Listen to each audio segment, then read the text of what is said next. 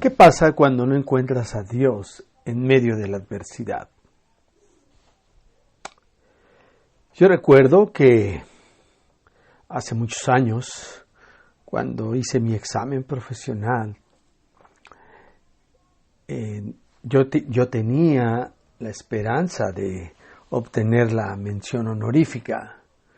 Y después de un examen muy largo, pues me topé con la noticia de que no me otorgaron la mención honorífica. Y al regresar de este examen, obviamente iba desilusionado, aunque si bien había pasado y ya era graduado de la universidad, pues no había obtenido yo esa distinción especial que quería. Iba pues triste, después pasé a un momento de sentirme pues decepcionado y de repente comenzó a llover muy fuerte y dije, vaya, por si fuera poco, ahora lluvia. Recuerdo que llevaba un Volkswagen y dije, qué fea tarde, qué fea circunstancia. Y para mi sorpresa, diciendo, pues ya después de una mala tarde, de un mal día, ¿qué puede pasar? Oh, se me descompone el coche, se rompe la banda y cuando bajo a ver qué era lo que había ocurrido, veo que se había roto la banda y bueno, dije, ¿qué puede ser peor? Estaba mojado, traté de repararla en ese momento y me empecé a sentir por otra emoción de enojado con la vida, enojado con las circunstancias y muchas otras cosas más. Bueno, esto me hace recordar que efectivamente cuando estamos en la adversidad las cosas marchan mal, lo que es peor empeora, como en mi circunstancia, tienes un sentimiento de que Dios no te oye. Hablé de una circunstancia sencilla, pero a veces las circunstancias pueden ser más complicadas. Y puedes pedirle a Dios que mire tu aflicción, que cambie tus circunstancias. Sin embargo, pues esto no ocurre. No ves a Dios por ninguna parte. Lo único que tienes enfrente son problemas, vergüenza, resentimiento. Y esto es delicado porque puede generar en muchos problemas más y muchas raíces de amargura en nuestro corazón. Yo quiero mostrarles acerca de esto por medio de una historia en el libro de Génesis. Y por eso he titulado este mensaje, Dios oye y me ve. ¿Cómo ocurre esto? Bueno, les voy a hablar de una historia de Abraham y Sara, que antes su nombre de Sara era Sarai. Dios había hecho una promesa muy especial a esta pareja. Dios les prometió que les iba a dar descendientes, que los iba a bendecir a través de eso. Pasaron los años y ellos habían obedecido a Dios, salieron del lugar donde Dios les había dicho que salieran, pero no tenían respuesta acerca de la promesa de este hijo. Sarai era estéril y habían pasado ya 10 años de estar en un lugar de manera especial y al verse Sarai estéril, ella aplicó algo que era una costumbre en aquellos pueblos y en aquella época, cuando una mujer que pues tenía esclavas, siervas en su casa y era estéril, esa costumbre era que daba a su esclava a su esposo para que ellos pudieran tener relaciones sexuales y pudiera quedar embarazada la sierva, con el objetivo de que el hijo que tuviera, ellos lo iban a tomar como el heredero. Es así que Sarai le presentó a Abraham a su sierva Agar, y esta era una sierva egipcia.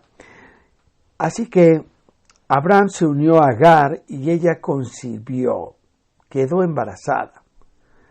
Al verse ella embarazada, empezó a mirar con desprecio a su señora.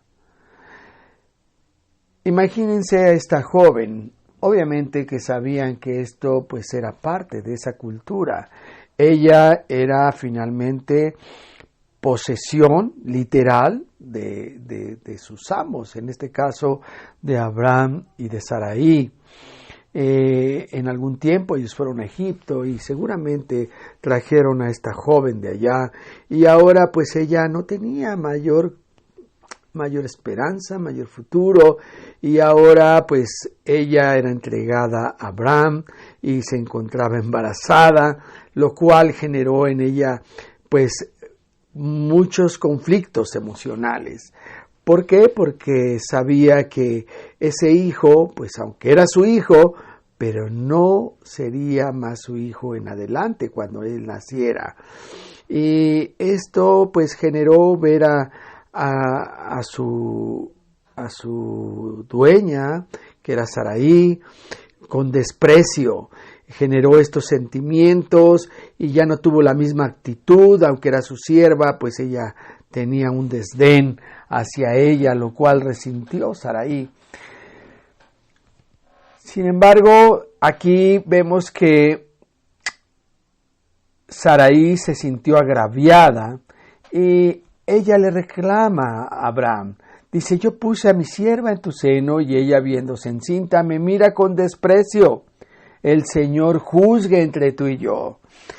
Por supuesto, pues Sarai pensaba que ella tenía finalmente la razón, que ella había actuado bien, que ella finalmente estaba siendo juzgada mal, y ante ello inclusive mete a Dios de por medio y dice: juzgue entre tú y yo si yo estoy obrando mal, o sea, ¿qué he hecho? O ella pues reclamaba a Abraham, no sé, pensando que a lo mejor surgió un sentimiento mayor entre Abraham y Agar y que por eso la mirara con desprecio, y porque además ese hijo que era una promesa que ellos esperaban, decía: pues ahora hay otra persona de por medio, ¿qué va a pasar? Bueno, Abraham respondió a Sarai: he aquí tu sierva está en tus manos, haz con ella como te parezca bien. Pues Abraham finalmente se desprende de esta situación, si bien obedeció a su mujer, accedió a su petición. Él dice: pues bueno, no tengo mayor injerencia en ella, no tengo mayor interés tampoco, como a lo mejor puedes tú presuponer, haz lo que tú quieras con ella. De esa manera Abraham se limpiaba de esa circunstancia que pudiera tener como sospecha Sarai. Y como Sarai la afligía, ella seguía finalmente actuando con ella de una manera, pues, muy seguramente con mano dura. Agar huye de su presencia, se va. Para Agar las cosas se complicaron, no solamente ahora estaba embarazada, no solamente había sido entregada al señor de su señora, sino que ahora además su señora la trataba mal. Las situaciones se complicaban cada vez más.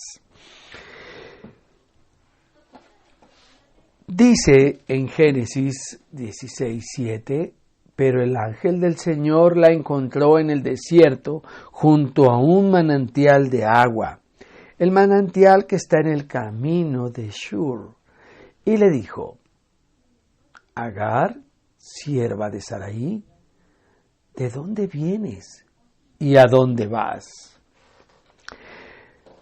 Agar tiene una revelación, tiene una visión extraordinaria. Dice El ángel del Señor. Es la primera vez que vemos aparecer en la Biblia este título, ángel del Señor. Los teólogos y a través del estudio de la Biblia han interpretado que el ángel del Señor es una preencarnación de Jesucristo. Él finalmente se encuentra con Agar y le hace dos preguntas importantes. ¿De dónde vienes y a dónde vas?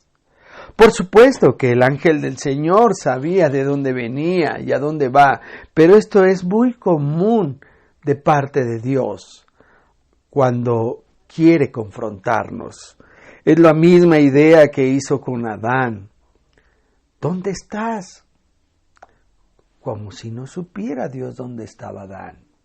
Como si no supiera Dios de dónde viene Agar. ¿Acaso Dios no es omnisciente? Por supuesto que lo es. Las preguntas no son para Él, son para nosotros.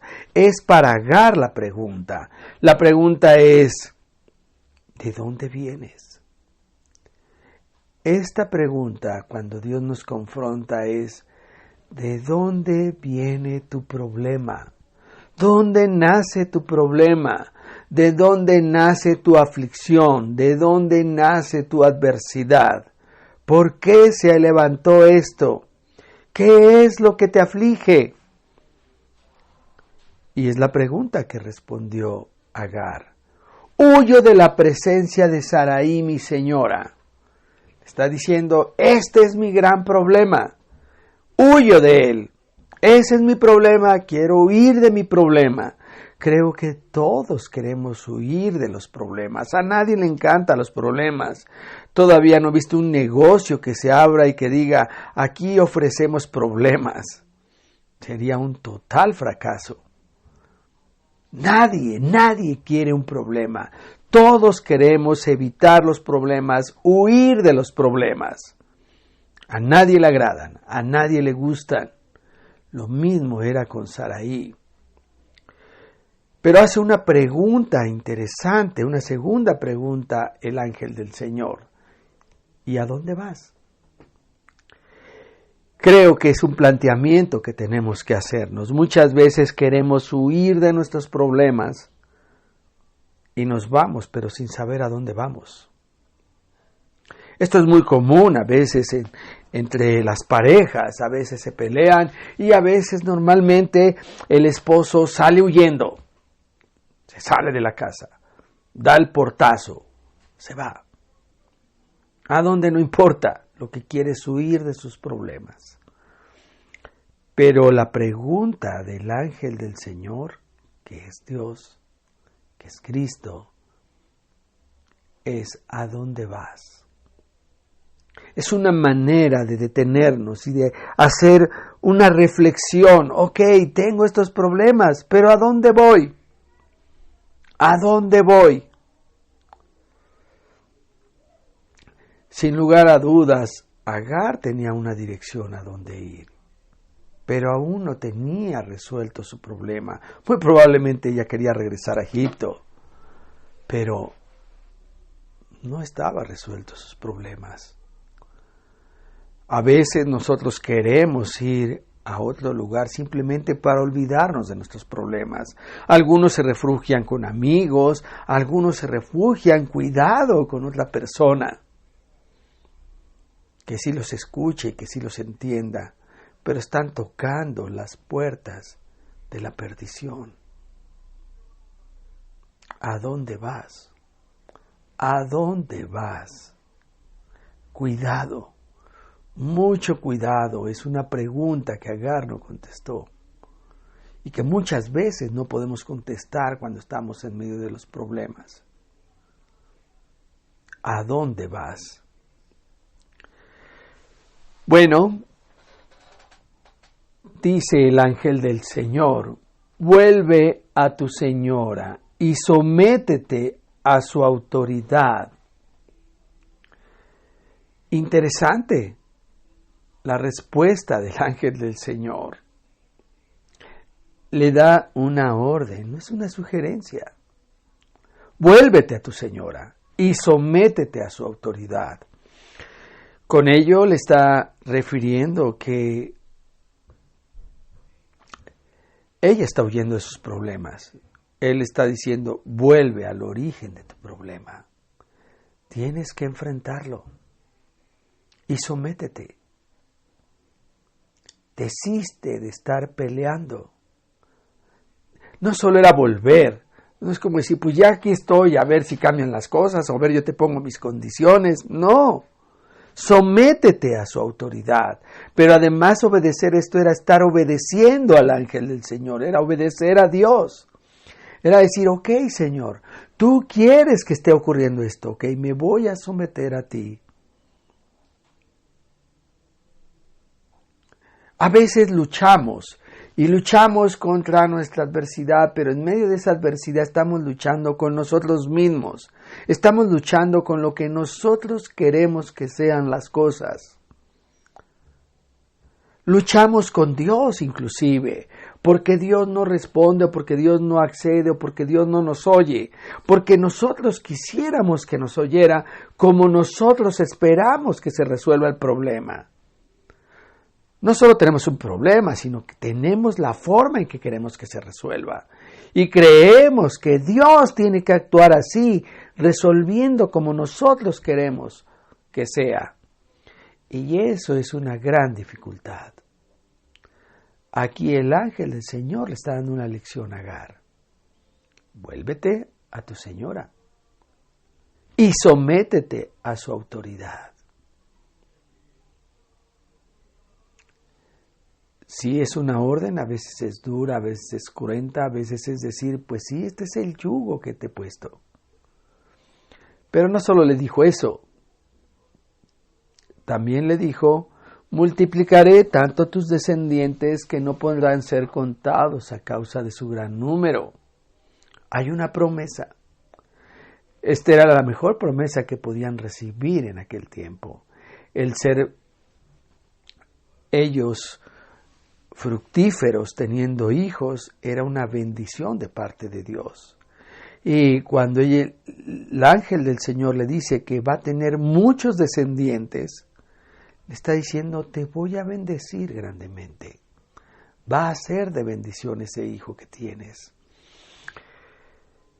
Y le dijo además el ángel del Señor, he aquí que has concebido y darás a luz un hijo. Por supuesto, ella sabía que estaba embarazada, por eso miraba con desprecio a su señora.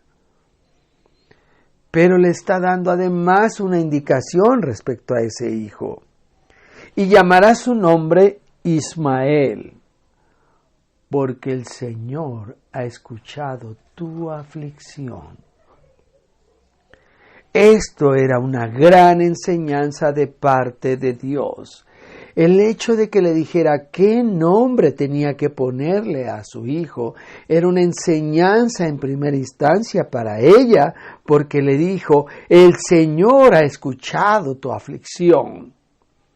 De hecho, el nombre de Ismael en hebreo, su significado es Dios escucha. Por eso le dijo, ponle a tu hijo, Dios escucha.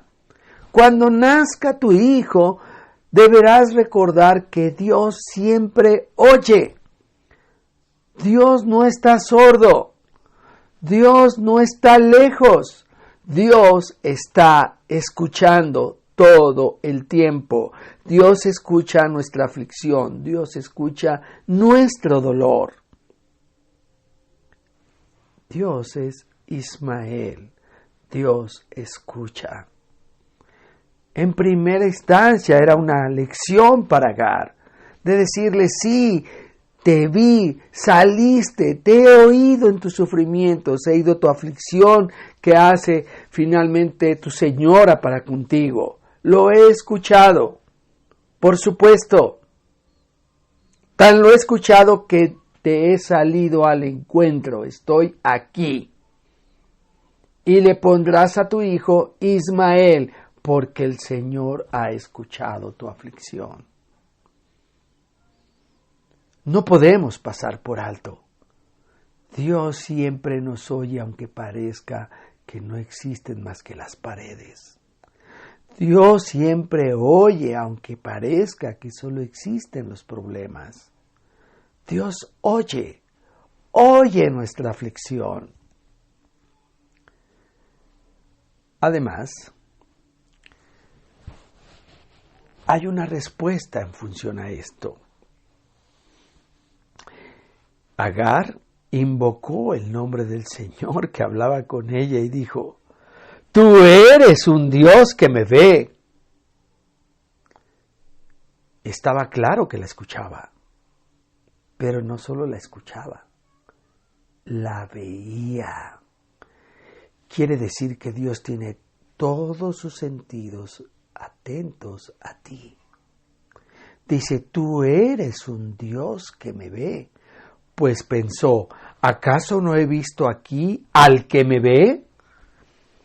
Por eso llamó ella al pozo Berlahai Roi. He aquí que está entre Cades y Bered. ¿Qué significa Berlahai Roi? Pozo del viviente que me ve. Y ese pozo se volvió importante para Israel.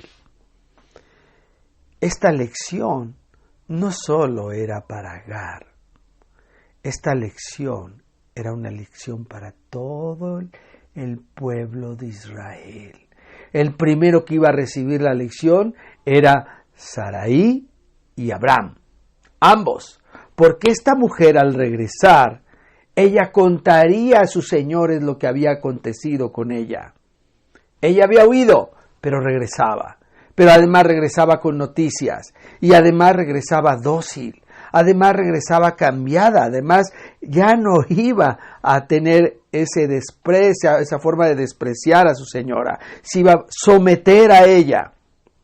Y además le dijo a Abraham, el ángel del Señor, el que me ve,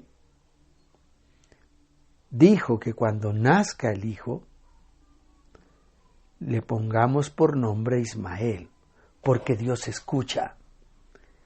Así que yo allí, en ese lugar, en ese pozo donde me encontraba, le puse por nombre Berlahai Roi, pozo del viviente que me ve. Cuando Abraham escuchó esto, seguramente fue como un balde de agua fría para él. Porque ni Sarai ni él oyeron, ni tampoco acudieron al que ve todo el tiempo. Ellos habían pasado muchos años y no había cumplimiento de la promesa. Ella, en lugar de clamar a Dios, ella actuó conforme a las costumbres de aquel tiempo. Él, en lugar de acudir a Dios, obedece a su esposa. Y todo esto trajo consecuencias. Y Dios les quería hacer ver, no ignoro, llevo 10 años de silencio con ustedes, pero no significa que no escucho y que no veo. Veo lo que hicieron e hicieron mal. Y esto trajo consecuencias hasta nuestros días. Porque Ismael es quien formó a lo que hoy conocemos como los árabes. Los ismaelitas siempre han tenido pleito con los judíos. El más temprano ocurrió cuando los ismaelitas fueron los que llevaron a vender a José a Egipto. Eran los que pasaban y a los que finalmente los hermanos de José le ofrecieron. Ellos lo tomaron y lo llevaron a vender a Egipto. Así es la vida. Dios oye y Dios ve. No actuemos fuera de eso. Consideremos siempre lo que hacemos, porque Dios ve, Dios oye. Él es Ismael Roi. Oye y ve. Recuérdalo. Dios te bendiga.